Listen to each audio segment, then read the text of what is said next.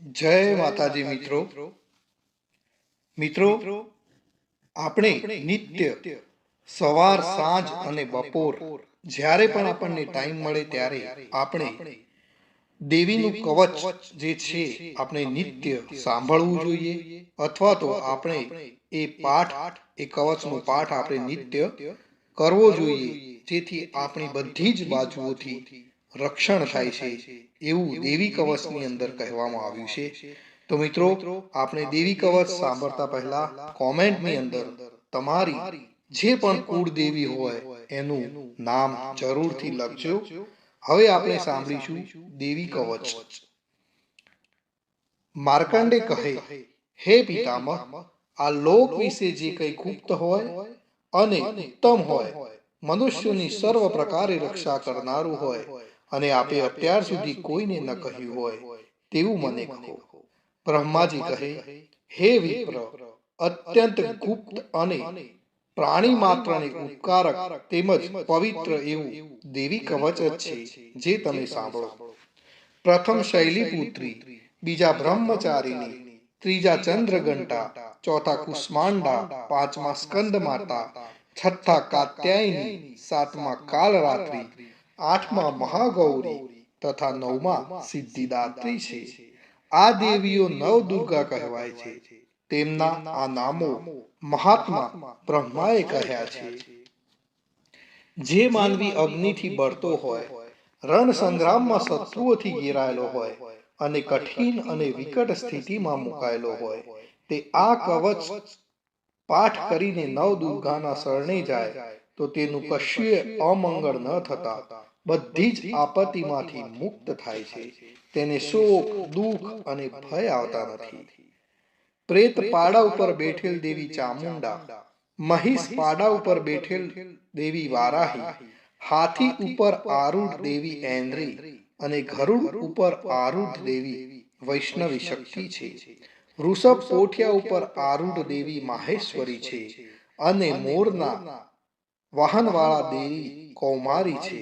હસ્તમાં કમળને ધારણ કરનાર એવા હરિને પ્રિય દેવી લક્ષ્મી કમળના આસન ઉપર બેઠેલ છે. શ્વેત રૂપ ધારણ કરનાર એવા વૃષભના વાહનવાળા દેવી ઐશ્વરી છે.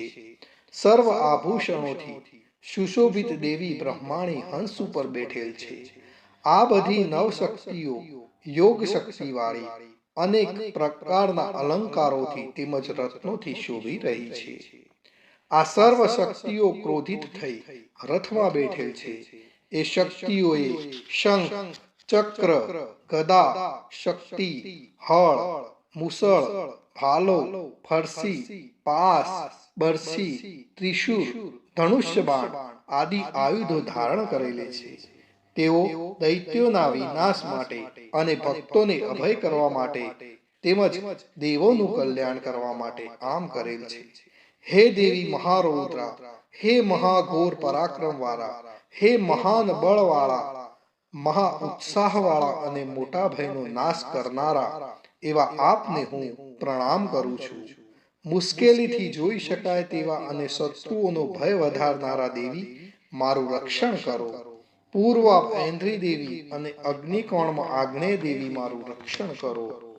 દક્ષિણમાં વારાહી દેવી, નૈઋત્ય કોણમાં ખડગધારિણી દેવી, પશ્ચિમમાં વારુણી દેવી અને વાયવ્ય કોણમાં મૃગવાહિની દેવી, મારું રક્ષણ કરો.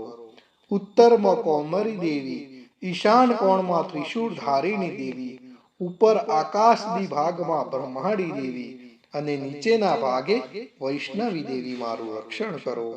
આ રીતે પ્રેતના વાહનવાળા ચામુંડા દસે દિશાઓમાં તેમજ મારી આગળની બાજુએ જયાદેવી અને પાછળની બાજુએ વિજયાદેવી, મારું રક્ષણ કરો. મારી ડાબી બાજુએ અજિતા દેવી, જમણી બાજુએ અપરિજિતા દેવી, મારી શિખાનું ઉદ્યોતિ દેવી અને મારા મસ્તક ઉપર રહી ઉમા, મારું રક્ષણ કરો.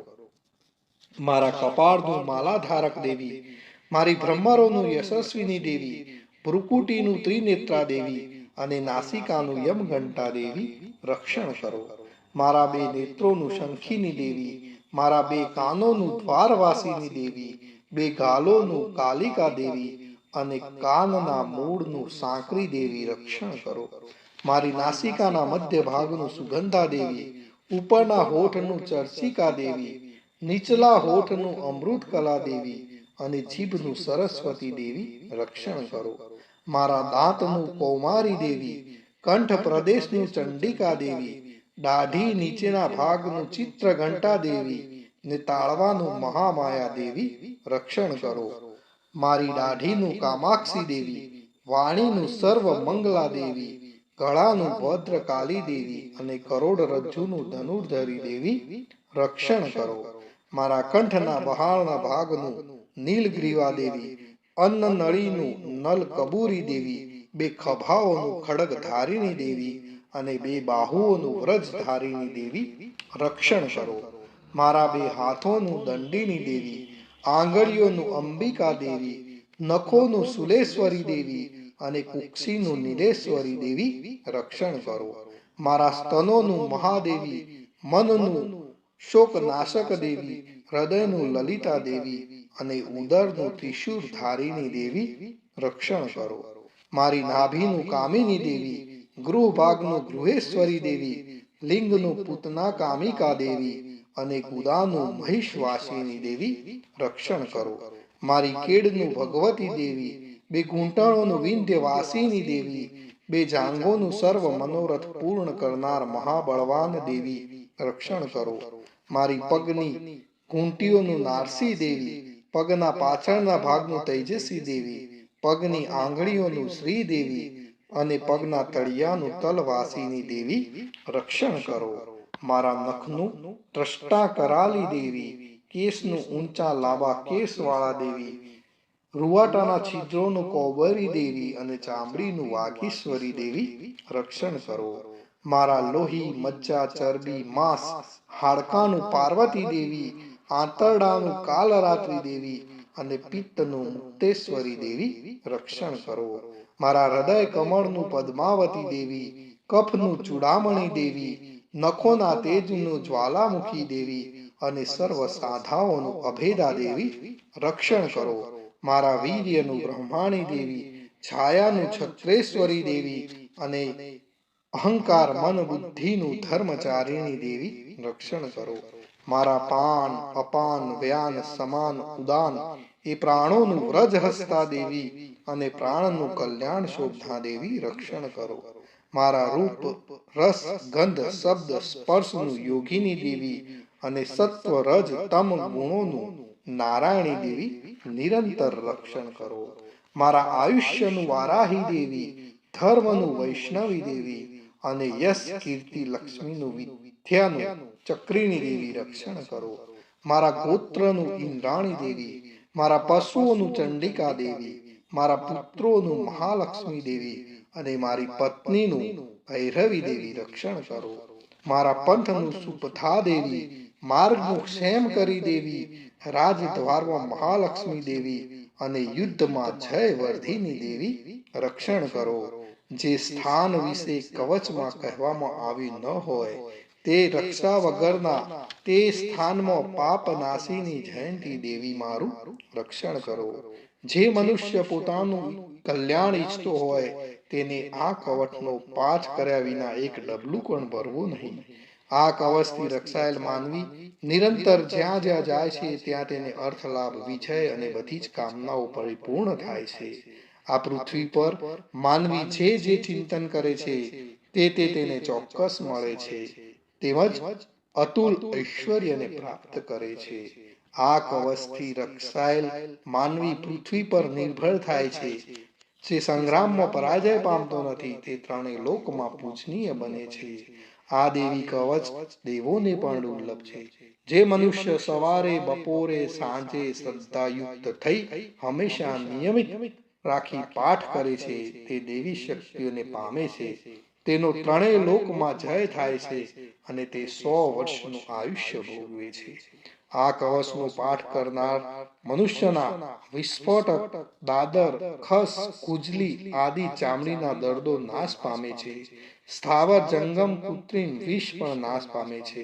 મારણ, મોહન, ઉચ્ચાટન, મંત્ર, તંત્ર વિદ્યા, પૃથ્વી પરના, આકાશના, જળમાંના ઉત્પન્ન થનારા અને દંશ દેનારા જંતુઓ